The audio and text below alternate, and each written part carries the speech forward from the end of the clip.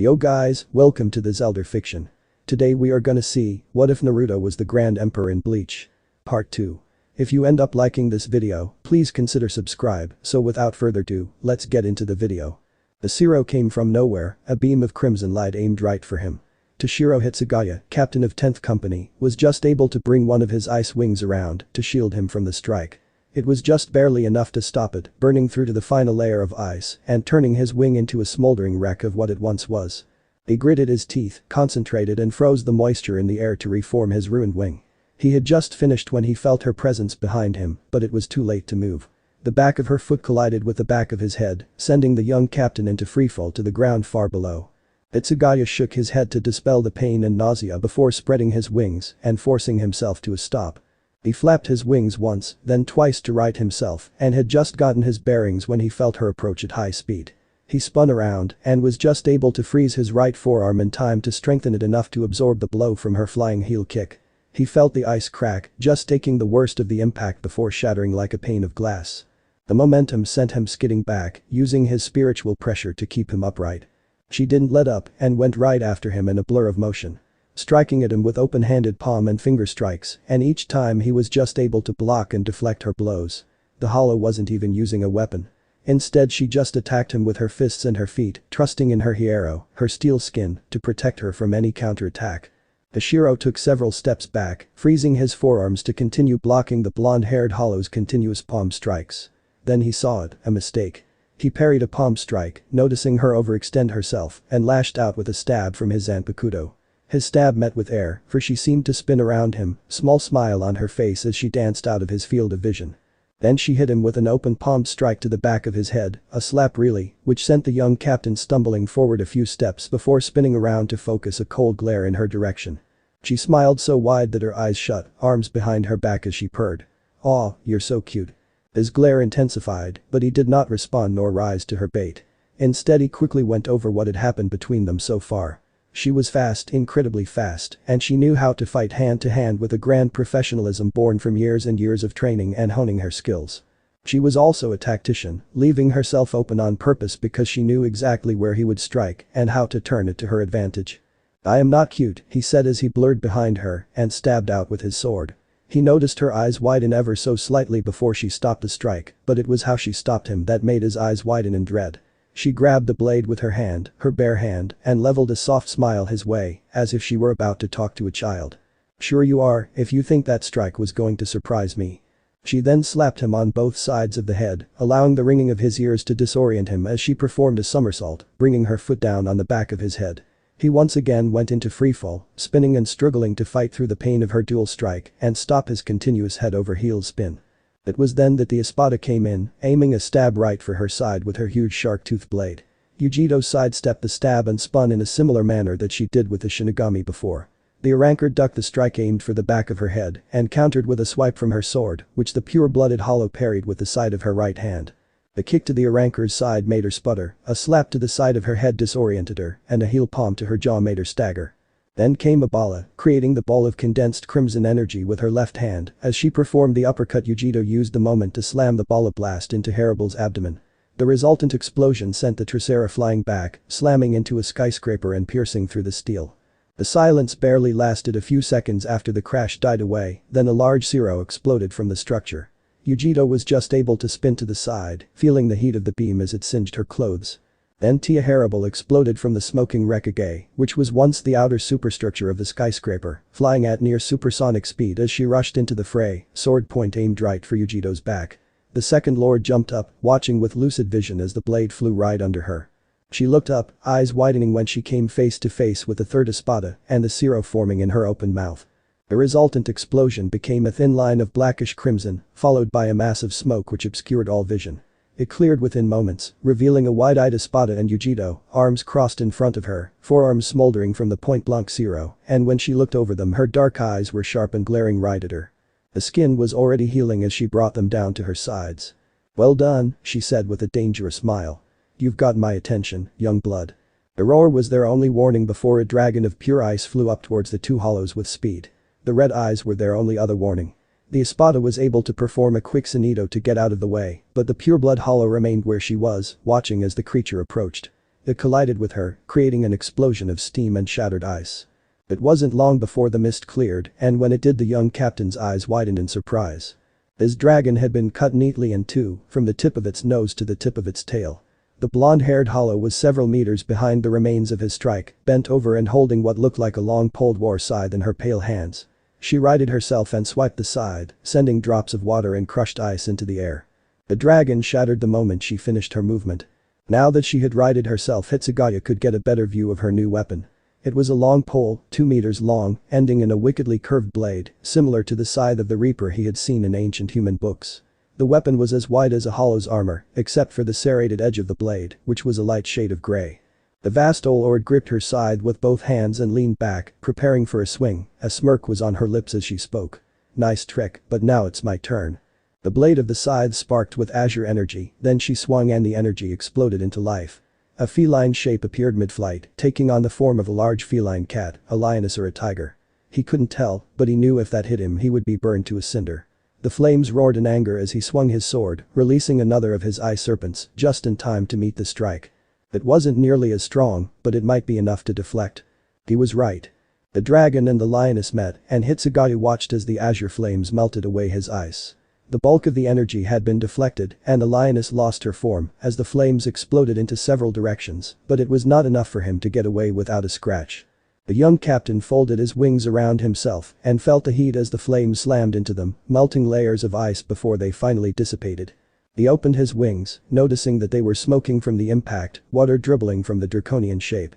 The young captain chanced to look at the 3 flowers behind him, symbols which represented how long he could keep his Bankai active, and noticed with a little trepidation that 2 of them had vanished.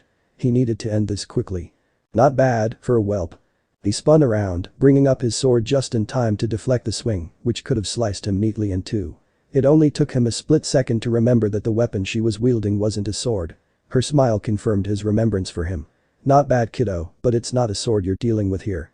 She pulled the pole of her weapon hard, and Toshiro knew that the serrated edge of the blade was coming right for the back of his neck. He ducked out of pure instinct, feeling the blade slice through his silver locks of hair. But he was unable to know what came next. The speed in which she created a zero was almost unbelievable, yet there it was, on the tip of her finger, a tiny ball of blackish crimson, ready to be released.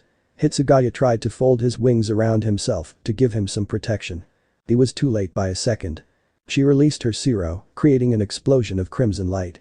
The young captain fell from the smoke, vapors trailing him as he and his shattered wings of ice, now in several pieces, fell to the urban sprawl below. Yugito watched him for a few moments before sighing and turning around, just in time to see the form of the maskless hollow, standing ready to meet her. "You could have attacked me while my back is turned," Yugito pointed out. Parable glared at her for a moment, as if the idea was insulting. "I will not kill a foe when her back is turned to me." The blonde smirked, an honorable hollow. "I thought you were all extinct." She did not reply for a moment, spreading her legs and raising her weapon in preparation for battle. "You will not get into the way of Lord Aizen's ambitions." "Lord Aizen," Yugito repeated slowly, deliberately, before gritting her teeth and glaring at Harable in something akin to rage. "You may not have lost your honor, but you have lost your self-respect." The Tricera Spada's only visible display of emotion was in her eyes, which simmered with sudden anger. "Lord Aizen saved us from our fates to die in that wasteland. He granted us great power and led us against the Shinigami. He made you break your mask," Yugito countered with a flare of Ritsu. "A mask is a symbol of what you are, where you come from. You do not rip it off and throw it away." Her statement surprised Harable. Her eyes only widened slightly, but it was clear as the world to Yugito. "You lie." "Do I?" Yugito asked, before putting her hand to her chest. "Let me tell you something, young blood, a hollow who becomes Vastolord, true Vastolord, does not rip off their mask, they take it off. To learn to be able to take off and put on your mask at will, to find a way to fill the hole where your heart once was. That is the symbol of a true Vastolord." Out, just the slightest flickers of what she had said sunk into this young creature, but they were quickly replaced by anger. She leaned her sword arm back and released a torrent of water in Yugito's direction, with enough pressure to slice her in half. Through it all she spoke in a low, dangerous voice. "You lie." Yugito leaned back, brought her scythe over her head and swung it down, just as the water came within range. The tip of the blade of her weapon pierced through the tip of the strike at the precise moment, cutting the torrent of water into 2 alternate directions which continued on their path, missing the second lord completely before dissipating in the air several dozen meters away. Parable watched, stunned, as her strike was deflected with such surgical precision that it should be impossible. Her eyes widened further when the form of her opponent was encompassed by azure flames, and her spiritual pressure increased to thrice its original level. She straightened, showing that her dark eyes had changed color to a feral azure. "It seems that you have not just lost your self-respect, but your respect for your elders as well," she said in a dangerously feral tone. "Very well, child. I will beat the respect back into you." Whatever she was about to do was interrupted by a distant roar, and as the two hollows turned, they saw a large dragon of pure solid ice come right at them with dizzying speed. Yugito performed a perfect backward somersault while Hannibal jumped back, both missed the dragon by mere millimeters, but it didn't matter when the serpentine mass of ice exploded, spewing shards of frozen water in every direction. Everything it hit became weighed down by frozen water. Both were forced to use their spiritual pressure to melt and destroy the ice, but by then the young captain was already on Yugito, seeing her as the main threat. She moved, but wasn't able to get out of the way in time. The blade pierced the left side of her abdomen, but wasn't able to go any deeper when her left hand gripped onto the still exposed blade. Their eyes met, cold turquoise against simmering chocolate brown. Pagoda. The blast of condensed water resembling the blade Hannibal carried soared through the air right towards the two. Hitsugaya was able to disengage his sword and jump away with a flap of his bankai created draconian wings. Yugito was unable to, the blast slamming right into her with a deafening explosions and a massive steam. Both Shinigami and Arankor watched a mist, not moving until it dissipated to show the blonde hollow and her condition. She was doubled over, hacking and coughing, and when she looked up blood was dribbling from the corners of her mouth. It looked like her Hueco was strong only to a certain point. The only problem was that it took one of their main attacks to break through her steel skin. "Not bad at all," she smiled, showing blood staining her teeth. "Well, as Naruto always says, let's go wild." There was a moment of eerie silence, and then the spiritual pressure exploded with such overwhelming force, both the Shinigami and the Arankor had to visibly struggle to remain upright. The force unleashed was almost crushing, like gravity itself had increased tenfold to such a strength that their vision went into blacks, whites and grays for a time before they became used to it. Both knew what was coming, and from just feeling her release her power they knew they had to stop her before it was too late. Hitsugaya acted first, swinging his sword and unleashing a long sinewy dragon made of pure solid ice. The creature moved with speed and velocity, flying towards the hollow with the simple intent of freezing her in place. Hannibal was barely a split second later, pointing her sword right at the second lord and concentrating a great deal of spiritual pressure into it, shooting out a tooth-shaped bullet of condensed water with almost blurring speed. It was the condensed water bullet that hit her first, a grazing hit, but enough to spin her in midair and lose her concentration. The dragon came next, slamming into her form and encasing her in a solid sphere of ice. Her delicate beautiful features frozen in wide-eyed surprise before the block of ice began a long descent to the ground, where shattering into thousands of pieces was the only conceivable end. Naruto opened his eyes and yawned, leaning against his chair idly as he felt the sudden dimming of spiritual pressure. He looked over, seeing a block of ice containing a figure falling to the ground at high speed, well aware that any normal human would shatter alongside the ice he or she was encased in. "It's over already, is it?" he muttered as he watched the ice fall, and then looked up to see the young Shinigami and the quite exotically beautiful Arankor once again began to duel each other. Bullets of condensed water and writhing, exquisitely carved dragons of ice were once again being exchanged as both tried to hit each other. In their minds the threat posed by his sister had now been avoided, gravity would do the rest of the work for them. The other battles were progressing similarly, his siblings were underestimating their opponents. None of them had released their true forms yet, and he was beginning to get slightly annoyed with them. Knowing that they were playing around, testing their opponents through jabs and strikes. When were they going to get serious? It seemed that one of them hurt him, for he once again felt his eldest sibling's spiritual pressure explode, watching as the ice encasing her cracked and shattered under the sudden and powerful Ritsu unleashed upon the world. She broke free with a mighty roar, and he noticed that she was about to release her true power, her inner hollow, as it were. Rashi may call her a bimbo, but to Naruto's eyes, Yugito was one of the smartest of his siblings. The old saying of blondes being dumb was a myth. "Over, huh?" he muttered before breaking into a feral grin, eyes glowing red for a moment before returning to their usual ocean blue, as if. She landed roughly on the flat roof of a multi-story structure, wrapped her arms around her sides and shivered violently.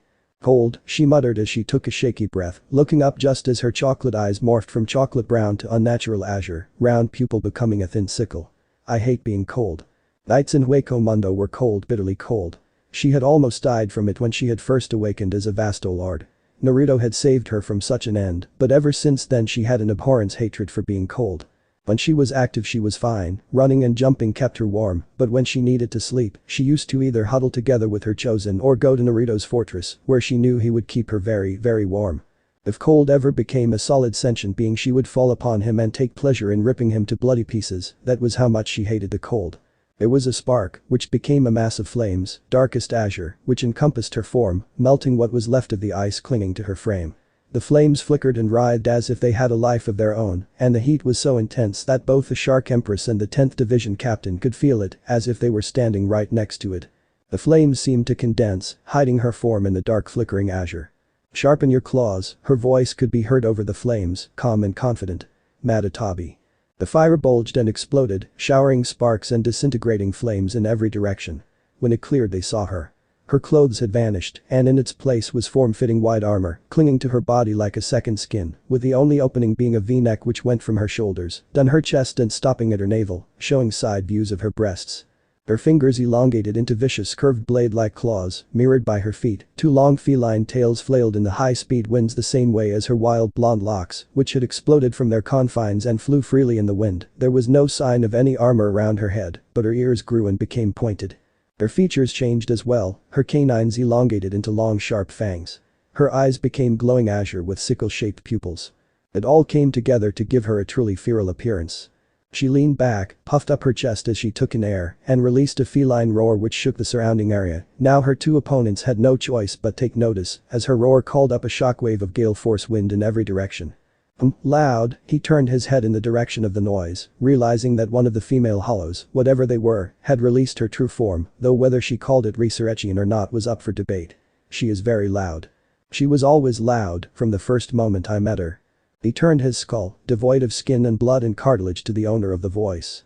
The old man with maroon red hair was sitting on top of an outhouse as he looked right at him, eyes not leaving his, as if daring him to make the first move. How he looked right at him without fear or hesitation, how he carried himself like he was his equal, no, his superior. It was insulting. The Shinigami female was on the other side of the roof, panting and in obvious pain. Not surprising considering she had lost an arm barely a few moments ago, but she did not die screaming like he had hoped. Instead she ordered her lieutenant to cut off her arm before it spread to the rest of her, a bold move, but a smart one. She would dodge his deathly grip for a few moments longer. "Aren't you going to fight now, trash?" He asked the question, pointing his bulky war axe right at him. "It would be boring if you allowed me to kill you. You've got some balls, young blood." The man replied as he jumped down from his perch. "To think that some upstart like you can talk down to one of your betters is laughable." "One of my betters you say?" Baragan asked. Voice a growl as he spoke in a low, dangerous tone. "Watch your tongue, trash. I am the God King of Hueco Mundo." "Only because we weren't there to put you in your place," the old man replied as he took a step forward. "Naruto is very angry with you, something about letting some Shinigami with dreams too big for his head, beating you and taking over his fortress." "His fortress?"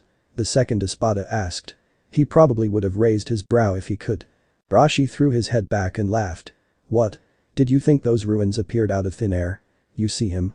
Baragan looked up, and if he had eyes they would narrow dangerously as he spotted a high-backed white throne. The man was slouching in the chair, and the second Espada guessed he was either asleep or watching the battles before him without much interest. It was almost as if he knew the conclusion to these skirmishes before they even began. "The fortress belonged to the boss," Rashi stated. "And he wants it back." "Then why doesn't he face me himself?" "Because I asked him if I could have a crack at you first," Rashi replied with a glare which could melt steel. "It is unbecoming for the boss to take on an underling like you." "Underling?" Baragan asked with barely restrained rage. "Yes, underling," the fourth lord nodded in agreement. "If a fellow hollow, a vast old lord, squatted in his domain he wouldn't mind, but you allowed his fortress to be taken by a Shinigami, and he is not pleased." There was a flash of crimson light, followed by an explosion. Baragan spun around in time to see his own throne blown to hundreds of pieces by a Zero fired from the so-called boss's hand. His hand was still smoking as he looked down and fixed a second Espada with a cold gaze, one which sent a chill up his spine by its intensity and will. "Like I said," Rashi stated as he released his own spiritual pressure, watching as weak superstructure and masonry collapsed at the slightest release of his power. "The boss is not happy. To him you are undeserving of a stool, let alone a throne, and I have volunteered to end you on his behalf." "Why couldn't I fight her?" Ishiro sighed before looking over at his oldest friend and confidant, "Probably because you'd be trying to flirt with her instead of fight her." Shunsui thought about it for a moment before nodding his head solemnly. "Yeah, but I'd still rather fight her than what we're up against now." I mean this solemn-looking guy, his little sister and the kid over there. Several meters away the Primera Espada, Coyote Sterk, yawned for a long moment before folding his arms. Sorry about that, but it's not like I want to be here either. You two are almost exactly alike, I swear, Jkshur muttered, more in shock than anything else. The only difference seems to be that this guy doesn't seem to have a libido. You assholes, the Arankar girl by his side shouted angrily, a little too angrily. He's just lazy. I don't need you sticking up for me, Lilinet. Another scary thought, Shunsui said before looking between the Primera Espada's Frachian and the childlike hollow several meters away. Am I the only one who doesn't see a resemblance here? It was true, although the white-haired captain didn't like to admit it. The child standing beside the Arankar and the girl, currently several dozen meters up, bent over and looking at them with an almost unnervingly quizzical gaze, resembled each other quite closely. The hair, which was only a few shades different in color, the build, which was similar, even the style of clothes was the same. The only conceivable differences between these two were the eyes and their skin color. The skin of the girl beside the first Espada was pale, like she had never felt the sun, while the other one was tanned like she had never been away from the sun. Even their childish mannerisms were the same. Clones, Jkshur muttered. They're like clones born on different sides of the planet. Are they twins? No way, the Arankar roared, pointing at the other girl. I've never seen her before in my Lehei, pay attention to me. The tanned girl was sitting down cross-legged, uncaring of the world around her, watching her blonde-haired sibling with a smile. She's a little angry. There's a difference, Jkshur muttered. What? Shunsui asked. Attention spans, the white-haired Shinigami replied deadpan. We are not related. Lilinet roared. Now then, Fu said bubbly as she straightened up and stretched with a purr of delight as her joints popped. I think I should follow my sister's example and win this as quickly as possible. And why is that? Sterk asked as he fell into a fighting stance, hand on his sword. The Shinigami felt a change in her demeanor as well, as sudden and different as looking at the sun and the moon within seconds of each other. Their hands were on the hilts of their zanpakuto within a split second of the change, ready and waiting. Because whoever beats their opponents fastest gets a crack at the old guy up there, she pointed right at Yamamoto. And I want to kick his ass for what he did to my little sister. You're not the youngest? Lilinet asked with a frown. Whatever gave you that idea? Fu smiled a mischievous smile, but the smile seemed off with her reply and it gave all in attendance a chill. Her roar was what made her presence known to her two opponents. That she was not out of the game yet, not by a long shot. If that didn't gain their attention, then her explosion of spiritual pressure would undoubtedly do the trick. They reacted fast as two opponents of their power would be able to. The Shinigami spun around, swinging his Zanpakuto, releasing another one of his ice dragons, which roared and soared down on a collision course with the roof she was standing on. The maskless hollow pointed her shark tooth-shaped weapon at the same moment, releasing another one of her condensed water bullets. Both slammed onto the roof at the same precise moment, the power behind the combined effort enough to obliterate the concrete slab and at least another 3 floors below it. The explosion sent masonry, concrete and ripped apart pieces of broken furniture in all directions. It was an impressive show of strength. It was just not strong enough. She exploded from the cloud with enough speed to blow a hole through the smoke, moving so fast that her entire form blurred into an almost incomprehensible shape. The Shinigami was just able to bring his Zanpakuto up to block before a clawed hand of wickedly sharp curved blades collided with his weapon with a screech of steel. The force behind the blow sent him skidding backwards by several dozen meters before managing to come to a stop, watching as the feline queen's claws scrapped against his sword in a hail of sparks. Then she vanished, using a Sanito or a Shunpo or whatever she called it to come up right behind him with such speed that there was no time to dodge, no time to even breathe. Her foot collided with his back, forcing the air from his lungs in a great gasp before he flew forwards with such speed that it was nearly half a kilometer before he was able to stop. She did not relent, but instead changed targets towards the startled Arankar. She moved so fast that Harrible wasn't even able to bring up her weapon to defend herself.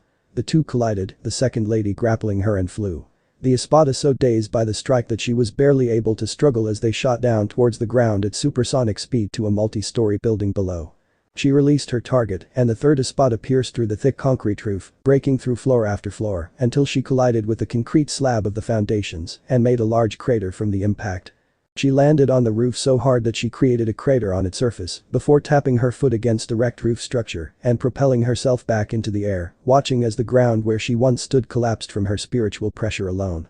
She smiled, took a deep breath and laughed jovially before taking off again at supersonic speed, right towards the Shinigami captain, who was even now preparing another one of his ice dragons. He brought the sword over his head and slashed down, releasing not one but 5 dragons of pure ice which flew right at her. She performed a barrel roll, missing the first, steep climb to miss the second, sharp fall to miss the third and fourth, and finally an increase in speed to dodge the fifth. She then flew on, 5 Asian dragons of ice following behind, claws of her right hand coming together to form a spear to pierce the young captain in the shoulder mind. He was too young to die. Her claws pierced right through his shoulder in an explosion of ice, no blood, and she realized that he had replaced himself with an ice clone just before it exploded, sending deadly sharp shards of frozen water in every direction like a grenade. Yugito was peppered by the minuscule shards, but her armor was good enough to block or deflect them. She did gain a small cut on her left cheek though, and that irritated her. He came right behind her, bringing his Zanpakuto down in a diagonal overhead slash. She spun around with blurring speed, blocking it with the razor-sharp claws of her right hand. Not bad, young one, you have potential. There was an explosion of masonry and concrete as the Arankar flew from the building, which proceeded to collapse under the strain of her spiritual pressure. She roared in anger before driving her sword arm back and pointing it to the sky, screaming a single word. Cascada. She then pointed her shark-toothed blade right at the two of them and fired a shot of water, which sucked the vapor out of the air and expanded, larger and larger, until it became something akin to a tidal wave of condensed water, destroying everything in its path. Several blocks worth of houses were swallowed up by the blast. Itsagaya's eyes widened at the display of raw power. Yugito's reaction was the opposite, she smirked at the display. She has some potential too. Before Toshiro could come up with some sort of retort, she exploded into motion, kicking him right in the midsection and sending him soaring in an out-of-control spin to the ground below. She didn't even wait to see it he would right himself, instead shooting off at near supersonic speed right for the tidal wave which was still coming right at them. She moved so fast that she did more than become a blur, elongating to almost twice her usual height. She hit the water and pierced through, the hole lasted for a second before closing up again. She continued on at speed, and Hannibal barely saw her as she brought her clawed fist back and brought it forward again, smirk firmly on her full lips as her punch collided with her fellow Hollow's face. For a split second everything seemed to go still, then Hannibal was sent spinning through the air at the speed of sound, slamming into another multi-story structure and piercing through the concrete, at least 2 floors and out through the adjacent concrete wall. She landed on a street, creating a crater of broken concrete as she skidded at least 10 meters before coming to a stop.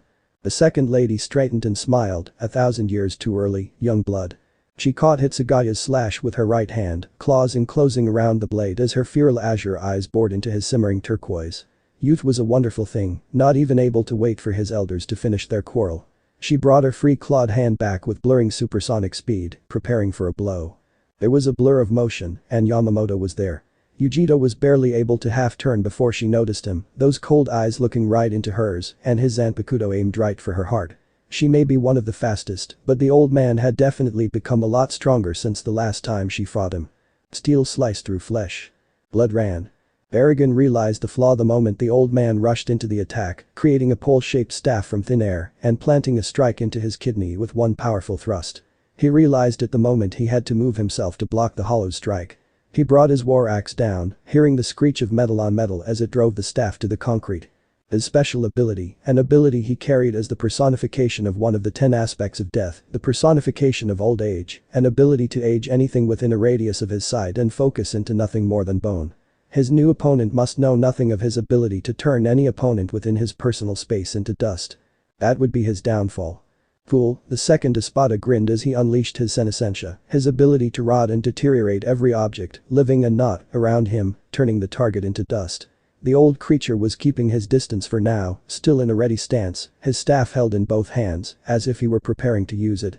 Then he vanished without a trace, removing himself from Baragan's sight. It was futile. No one could break through his impenetrable defense, one which had the ability to rot everything that got within range. The second this unknown opponent tried to attack, he would be caught and the battle would end. Then he would kill that annoying Shinigami captain and her lieutenant in one fell stroke. Something slammed into the back of his head, forcing him to stagger forwards a couple of steps before whirling around to see what had struck him. He came face to face with the end of the staff, which had extended to thrice the width it had been previously, and the owner, who was smirking just out of the range of his senescentia. "I'm guessing you're wondering how my staff can get through that defense of yours without rotting away, right?" The Hollow asked with a grin, ignoring the murderous intent which seemed to enshroud all of the Espada's being. No one struck him, the god king of Hueco Mundo, like that. Anyone who did had a death wish. It's really quite simple, we do not age. What? It's rather simple, Rashi replied as his staff reverted back to its normal length. He spun it in his right hand, watching as it became a circle of blurred color before stopping the spin. We are the founding fathers and mothers of Hueco Mundo. We created the 10 aspects of death, as well as all of the techniques and abilities you young bloods take for granted. I am tired of your rambling, Baragan snarled, gripping his war axe, Grand Kaida, tightly in his skeletal hand. In short, we have a resistance built up to the 10 aspects of death and all of the abilities they entail. Rashi replied with a feral grin, eyes changing color to a surreal, unnatural black, the pupils seemingly expanding and overtaking all other parts of his eyes. They do have an effect, but they cannot kill us easily. I'm tired of your lies, Baragan snarled before throwing his war axe right at Rashi, who easily sidestepped the bladed weapon before vanishing in a blur of motion. Why don't you prove it? He knew exactly where the old man would reappear and spinning around grabbed onto his right wrist with his left hand, watching as his opponent's eyes widened before activating his senescentia to full power. He watched as the ruinous forces he controlled fell upon the red-haired man's hand, smirking as the skin, flesh, cartilage and muscle simply rotted away from his forearm all the way down to the tips of his fingers, becoming ash before vanishing in the wind. His opponent howled in pain, and Baragan reveled in every moment of it. He howled and howled and howled until his voice became hoarse, but then he stopped screaming and simply lowered his head. For a moment the second Espada thought he had simply lost consciousness from the pain, but when his free hand gripped onto the wrist of the hand holding onto him, he suddenly felt that something was very wrong. When the red-haired man raised his head, it was not the features of a pained and tortured man that greeted him, but the feral smirk of someone who had outsmarted his enemy. His now skeletal hand had suffered from the after effects of his ability to the point where even the bones were flaking away, but he did not seem to care. It was then that Baragan noticed that the decay had stopped at his elbow. There was no proof that the deterioration had progressed any further. He watched in surprise as the man before him did not attempt to get free, but instead allowed his captured limb to continue to feel the full brunt of his senescentia, to the point where the bone itself had turned to ash and vanished in the wind. Then his other hand slammed against his right cheek in a simple slap. A simple slap, yet it was enough to send him stumbling a few steps away, forcing him to relinquish his grasp on the man's right arm. Let me show you something from the old books, young blood. Baragan watched as his absent limb began to regenerate, beginning with the ashes of his very bones, coming back together to recreate an exact replica of his bones from elbow to fingertips, every joint. Those bones and joints were soon covered by layers of cartilage and muscle, and the Espada watched in intrigue and horror as veins began repumping blood into the rebuilt tissue before it was completely covered by a layer of skin. By the time he was flexing his forearm and hand, it seemed that the rotting of that limb had never happened. God King, you say? The man asked before his face morphed into a feral grin. Let's put that title of yours to the test. Are you strong enough to kill one of the 9 lords? Let's find out. His spiritual pressure intensified, stronger than even the female from before. His features morphed, canines becoming longer, broader and sharper. His ears became long and pointed, eyes once again morphing into a huge dark sclera, which lacked the whites associated with human eyes. His spiritual pressure became visible around him as a mass of maroon flames, scorching to all within a 50-meter radius. Howl at the moon, he growled before releasing a deep-throated hoot. Son Gok. He changed, completely and utterly. His form became taller and lankier, and his facial features, all exposed skin which was not covered by his armor, began to lose their wrinkles. The years fell from him as if they were leaves falling from a tree in autumn. His maroon hair lengthened to a cascade of maroon, a plate appeared on his forehead, with long legs and arms which were nothing but muscle. His clothes vanished, leaving his body covered in plate-like white armor from his neck all the way down to the tips of his toes and fingers. What was before him was no longer an aging old man. What was before him was a 20 to 30-year-old hybrid. He raised his head, took a deep breath of air and laughed heartily. I forgot how it felt to be in this form, everything becomes so clear. His whiteless eyes settled upon the deep blackness of Baragan's barren eye sockets before he released a feral grin, showing his enlarged, sharpened canines. Let's get started, my lord. I look forward to seeing if you really are a god king or not. He opened his mouth, spreading his arms as a Zero formed on the tip of his tongue, a ball of swirling dark red energy. A release of breath fired the Zero, ball turning into a beam of crimson energy, capable of atomizing any lesser creature. The beam came within a meter of Lucenbaron before simply disintegrating into a mass of spirit particles. You have to do better than that, Baragan barked gruffly. Thought as much, Rashi muttered before vanishing in a blur of motion, reappearing several dozen meters above the skeletal hollow, and pointing the middle and index fingers of both hands right at him, circular spheres of a dual Zero, forming on the tips of his fingers. He looked down to see the Shinigami captain, in the exact same place as before. Oi, Shinigami. It'll be a good idea to get off the roof. She looked up, and he saw that she was unnaturally pale, and her face was covered in a sheen of sweat, yet she vanished in a shunpo barely a second later, reappearing several rooftops away before falling to her knees and clutching the stump where her missing limb once was. Rashi could be called many things, but to use this level of attack against an injured woman, even if she was a Shinigami, was a definite negative in his book. Some would call him a sexist pig, but he liked to think of himself as traditional. The 2-0 exploded from his fingertips, lancing down towards the unmoving form of the second espada. The skeletal shape did not move, not an inch, remaining where it was, looking right up at him with those empty eye sockets. The resulting explosion destroyed the rooftop and the full building below it, sending chunks of masonry and pulverized superstructure flying in all directions, impacting walls, smashing windows, crushing cars and breaking everything in the surrounding streets. When the smoke from the impact cleared, it showed nothing more than a small mountain of rubble. And Baragan Lucenbaron was standing, completely unharmed, in the exact place where he was when the Fourth Lord unleashed his strike. Rashi looked down at him for a moment before whistling in appreciation. That is a fine ability you got there. So no matter how powerful the attack is, it won't break through that shell of yours. You seem to finally under. His words were stopped by a fist to the face, with such speed and precision that he didn't seem to know what hit him until he had been hit. The skeletal rancor flew through the air at blurring speed, slamming into the adjacent apartment block and piercing straight through the concrete wall, across a floor, through the outer wall on the other side of the structure, across the other street, and finally through the wall of the next structure. Rashi frowned as he looked at his right arm, which had lost all of its flesh and cartilage up to midway through his forearm. A few moments passed before the cartilage and skin began to regenerate, and the Lord began flexing his fingers with an expression of controlled pain on his features. So it goes through awakened hero as well, does it? That is a pain. He heard her before she approached, not in her technique or any flaw in her strike, for they were as silent and flawless as anything he had ever seen. His senses in his awakened form were just too acute that he could feel the presence of a fly from a mile away. He spun around and brought his other arm up in time to block a spinning heel kick, grabbing onto the ankle and slamming her to the ground. The Shinigami coughed up blood as the air was forced from her lungs, before beginning a tremor of hacking and coughing. Do you really think you could defeat me in your condition, woman? She had a petite frame, with shoulder-length black hair done up in 2 braids tied with white cloth, pale skin and grey eyes, which showed such fight in them. Such supreme stubbornness was commendable. What was more commendable was when she began forcing herself back to her feet, falling onto her side when she tried to use her left arm for support, which wasn't there anymore. Still, she refused to lay down and instead rocked herself so that she could use her right hand for support, slowly getting to her feet. The espada did a number on this one. I applaud your strength and fortitude, Shinigami, Rashi said as she looked right at him with fierce dark orbs, which did not seem to know defeat or surrender. Most in your position would be barely able to move, let alone get back to your feet. I would recommend a medic or a doctor though. She glared at him, obviously insulted that he didn't seem interested in fighting her or threatened by her. You bastard, who the hell are you? Rashi smiled, who are we? We're just a worried group of hollows who want their domain back, nothing more. Before she could muster a reply, the building across the street collapsed. There was a groan of steel, and then it just collapsed as if it were hundreds of years old. Masses of rubble, wood and steel fell away, becoming another huge mountain of rubble and debris. The rancor rose from the collapsing structure, skeletal hand tapping the bone where his left cheek would normally be. I wonder how many more times you can do that, trash. Baragan called, raising his right hand and allowing his long-poled double-headed battle axe to form. He is going to be a problem. Rashi muttered as he flexed his recently healed fingers. With that ability of his, it doesn't matter how powerful you are. If you hit him long range, any attack will disintegrate before it hits him.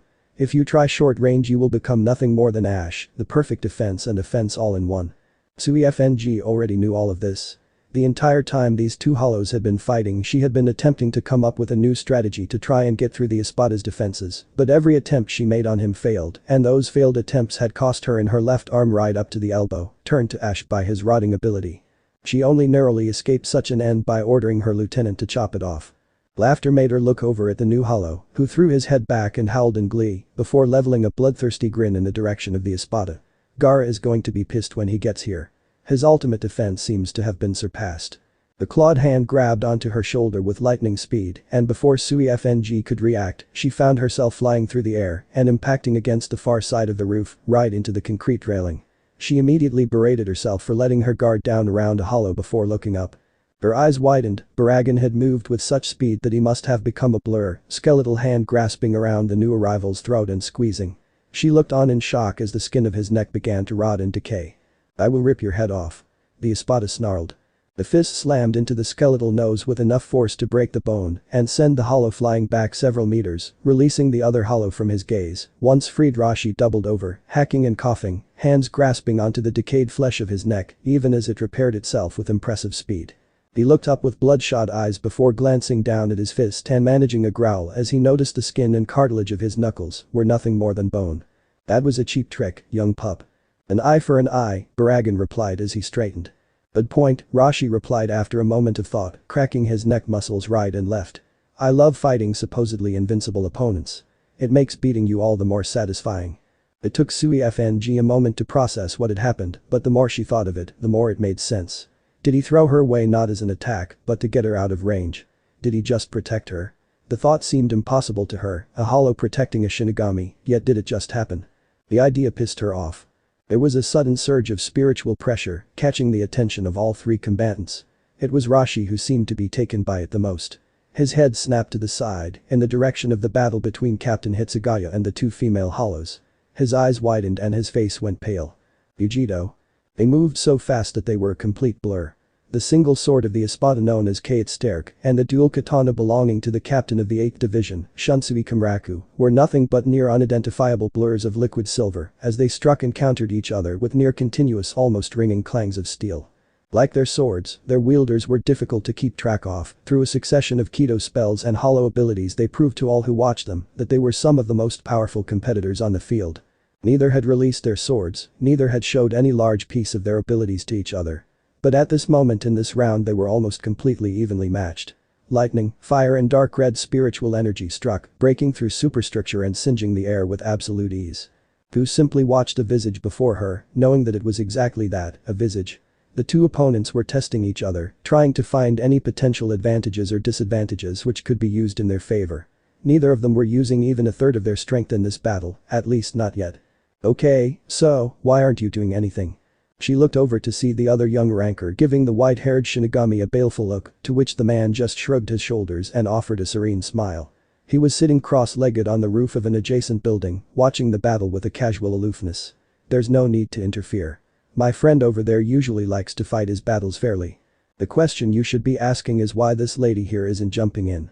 Fu looked over at him from her own sitting position, lying on the roof a few meters away from him. She looked over, studying him for a moment before sitting up in a fluid motion, crossing her legs and folding her arms as she looked up at the two men fighting in the skies above. "They're not taking it seriously," she said after a moment of silence. "Huh?" the little ranker asked in indignation. "Why would you say that?" the white-haired Shinigami asked serenely, though she could tell that he was interested, if only subtly. Fu sighed as she laid down again, propping her head up by putting her hands behind her head and closing her eyes. "They're not even using a quarter of their power. When they decide to fight all out then I will join in." "Boring," the ranker girl murmured with a pout before looking over at the Shinigami and cracking a childish smile. "I suppose I'll fight you then." Fu cracked open an eye in time to see her reach for the horn on the right-hand side of her head and pulling on it, revealing that it was actually the hilt of a sword, a curved sword. She then looked over at the Shinigami who was still sitting cross-legged, relaxed and serene. He even had a cup of sake in his hand. "Can I have a cup?" she asked. He looked over at her, surprised, before smiling softly. "When you're older." "I'm almost 3 times older than you," she retorted as she flipped to her feet and walked over to him at a sedate pace. The Shinigami looked at her for a long moment before shrugging and reaching into the long sleeve of his shihakusho, pulling out a small bottle of sake and another cup. He popped the cork with his thumb, poured a small quantity into both cups and handed the new one to her, which she took. "Is it poisoned?" she asked. The Shinigami downed his in response. "Does that answer your question?" "Thank you," she replied, downing her own cup before sitting beside him and allowing it to be refilled. "It does." "Why the act?" "Pardon?" "You were acting pretty childish beforehand," the Reaper replied as he refilled his own cup. "Now you're acting as mature as can be." "I'm bipolar." "No, you're not." "Worth a try," she replied, downing her second before looking at the empty cup. "This stuff is good." "Another?" "Please," she allowed her cup to be refilled again. "My big brother would love this stuff." "I'm guessing he's the one sitting on the throne over there." "But I." "Thank you." "Don't ignore me," the ranker cried in agitation before forming a zero on the tip of her tongue and firing it right at them. The Shinigami took a sip of his sake with one hand and with the other casually swiped the zero aside, allowing it to fly far to the right and dissipate into the atmosphere. "What the hell?" "That was pretty weak," Fu muttered as the Shinigami refilled her cup for a 4th time. Indeed, the white-haired man agreed. I have been a captain for a long time and I have never seen such an underpowered zero. Perhaps you should return home and play with a ball or something. You assholes, she roared as she jumped forward with her sword held at the ready. Stop underestimating me. It happened in a flash, the Shinigami stood, half drawing his Zanpakuto in time to block the young ranker's sword. Then he blurred into motion, kicking her away and sending her flying several meters through the air before she could stop herself. By the time she could, he was standing, holding onto her sword as if it were a walking stick.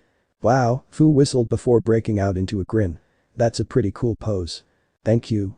You're welcome, she replied as she stood up and offered him her hand. My name's Fu. Sherm, he replied, shaking her hand. Stop ignoring me. Go home, kid, Fu called back. What? She's right, Sherm replied as he broke eye contact with Fu and met Lilinet with an unwavering gaze, one of a veteran soldier. In strength terms, I have seen Jillian-class Mino's grand release stronger zero than what you just released. You are not strong enough for this battle. Well said, the seventh replied before tossing him the cup, which he deftly caught. I enjoyed drinking with you, but I am afraid I cannot continue. I am here for a purpose. Sherm nodded as he finished his own cup of sake, before casually placing the two back inside his sleeve, drawing his Zanpakuto in a swift motion. I guessed as much. I am your opponent. I'm sorry to hear that, Fu replied as she held out her hand, allowing a long-poled halberd to form into existence. It was a beautiful weapon, with a crescent moon-shaped blade and a black tassel fixed at the tip, fluttering in the wind. She spun it expertly in her hand before falling into a battle position, ready for him. Shall we? The Shinigami was already moving, using a shunpo to gain the advantage of higher ground, right above her head, and came down with a diagonal cut. The hollow was fast though, spinning around and bringing up her halberd in time to block the strike. The captain disengaged, somersaulted back and pointed an open-palmed hand right at the lithe woman. Hadm 31, Shakum. The ball of right energy swirled into existence and fired right at her. Fu watched it, forming a bala at the tip of her tongue, before firing it at the last second. The two balls met and exploded in a swirling mass of dark and bright reds. Beautiful, she muttered at the massive color, before spinning around in time to see the Shinigami prepare to release another Kidm spell directly at her. She felt so nostalgic, seeing one of the Shinigami spiritual arts being used after so long. She opened her mouth, preparing another bala, just as he called the name of his spell and set it loose. Hadm 33, Sankatsui. He released a torrent of blur spiritual energy right at her at a wide arc, forcing her to disengage her bala and jump high into the air, watching with a grin as the electric blue energy moved up to meet her. A zero appeared from her free hand and she fired it at a wide arc, allowing it to destabilize and become not a beam, but a wide wave of energy similar to his spell. The two strikes met and exploded in a dazzling display of blue and red. She used the flash to vanish in a sonito, reappearing right behind the captain, and with a wide swing of her halberd, released a torrent of purple spiritual pressure, a spearhead-shaped blast aimed at piercing his chest. The Shinigami vanished courtesy of a shunpo, missing her strike altogether before reappearing directly behind her, and forced to bring up his Zanpakuto in time to deflect a stab from her halberd, forcing the blade to the side and away from him. Good use of Kidm, she said with a smile.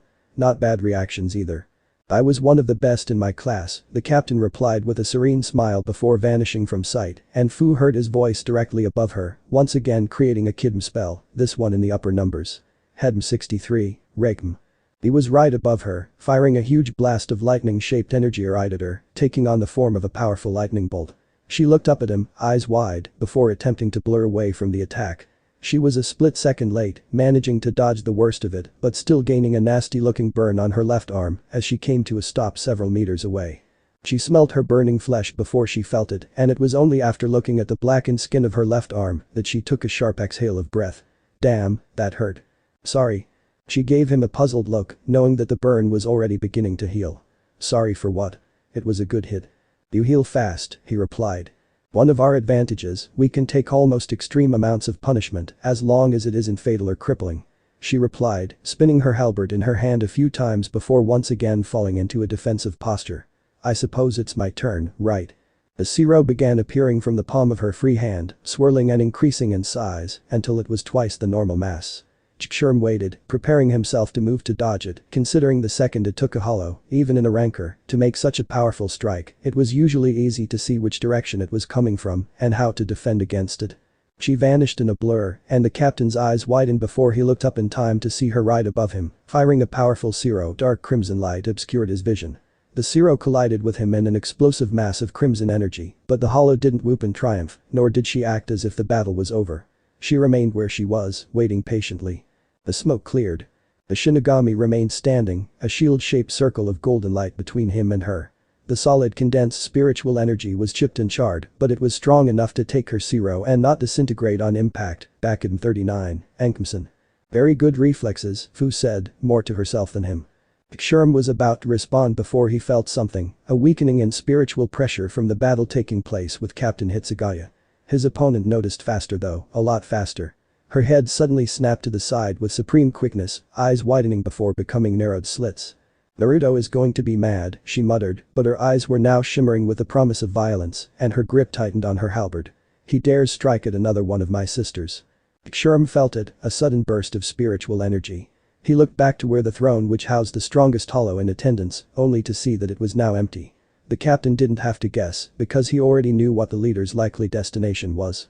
From the moment the female hollow released he knew that she was capable of beating the young Captain Hitsugaya, and Yamamoto may be a bit too rule-conscious, but when it came down to the coin he protected his subordinates. Sorry, he looked around and was just barely able to bring his own Zanpakuto to deflect as she flashed in with a stab. But I need to finish this one quickly and rip that bastard limb from limb. He knew who she meant, and his eyes narrowed. I can't let you do that. She swung her halberd, and the force behind it surprised the white-haired captain who was thrown backward by several meters before coming to a halt. He was just able to sense her presence before she came at him again, this time from behind. He spun around, once again deflecting a stab from her halberd, before attempting to move forward for a diagonal slash. She didn't vanish this time. She blurred, and she was right beside him. He was just able to bring up his Zanpakuto to deflect the new strike, but it was so powerful it sent him soaring through the air by a dozen meters, before forcing himself to a stop. He looked up from his crouch to see her coming right at him, halberd ready for a swing. He was about to bring up his sword to block when it hit him. A tremor, which made his whole body go numb, and suddenly he went into a fit of hacking and coughing, blood suddenly dribbling from his mouth. His eyes widened in shock before he cursed his illness for his weak body.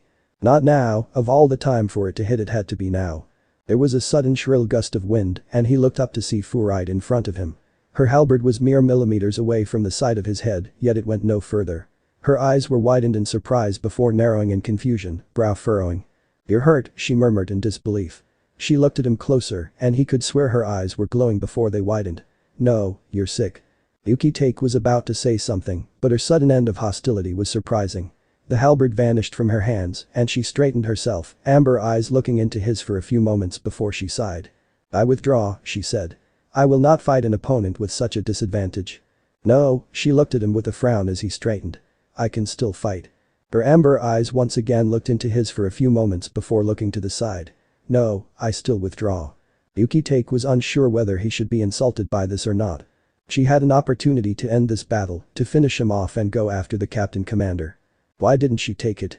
Why did she halt her blade? "I will not attack an opponent who cannot defend himself," she said suddenly, as if she were able to read his mind. She looked him in the eye again. "But. As well as that," she added, cutting him off. "I've grown fond of you." It took him a moment to properly bepize her words, but by then he was bewildered beyond belief. "What? You shared sake with me, 4 of them in fact," she replied, giving him a smile. "You're not like Shinigami I've met before. In fact I'd say you're a bit of an oddball." He waited for a moment, digesting the information before throwing her an unsure smile. "I'm not sure whether to accept that as a compliment or not." She giggled in response, "Take it any way you want, but I'll still need you to stand aside." "I will not."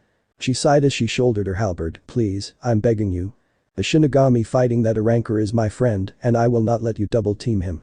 "You misunderstand," she replied. "I'm not looking to double up on anyone." "What?" "He and his fellows have been squatting in my big brother's domain. We're more interested in sending a message to both sides than teaming up against one," she declared, spinning her halberd in her hands idly. Her amber eyes looked at the battle between Shunsui and the Espada, and Yugito followed her vision to see that the two were now separated and that the younger Arankor was now by his side. "What is going on?" he muttered. Gu shushed him before smiling. "Wait and see. It's about to get interesting now." Yugito stood where she was, unable to move, unable to even breathe as she watched the display in front of her. The blonde didn't sense him coming right at her at all, barely realizing he was there until the very last second. She wasn't given enough time to turn and face him before his blade pierced through her steel skin like a knife through warm butter. Blood dripped from the serrated edge of his blade. It wasn't hers though. The blade bit a few millimeters into the skin of her wrist before it was forced to a stop. Naruto stood between them, feet spread and right hand gripping tightly onto Yamamoto's zanpakuto.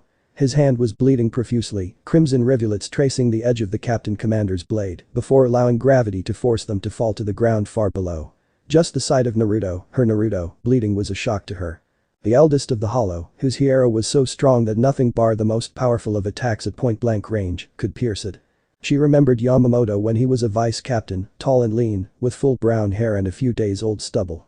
He looked nothing like he looked now, an old man covered in battle scars with white hair. He was nowhere near this powerful the last time she saw him either. Yet the evidence was there, right in front of her, his attack which could have crippled or killed her with her barely realizing it. She needed Naruto to save her. Naruto pushed out with his injured hand, sending Yamamoto skidding back several meters, before bringing his hand up to look at the deep cut in his palm. The bloody gash was already healing, and in a few more moments, nothing more would exist, except for the shed blood. He swiped his hand, allowing the red liquid to fly before bringing his gaze upon Yamamoto. The old man didn't even look like he lost his balance when he was forced back. He flicked his sword to remove the spilt blood and stood there, waiting. His left hand circled around her waist and pulled her to him, so close that her body was pressed flush against his. She didn't mind. He was only this intimate with her. He leaned in to whisper into her ear, eyes still locked with the Captain Commander. "You're playing around," he said with all seriousness. "Stop it." "I wasn't playing," she pouted, but seeing the seriousness in his eyes she sighed and relented, pressing her head to his chest. "You were playing," Naruto replied before planting a chaste kiss onto her forehead. "Alright, yes, I was." She relented after a moment. "Stop doing it," he added, pressing his head to her temple. She relished the warmth of the contact and purred quietly without meaning to. "Stop messing around and go wild."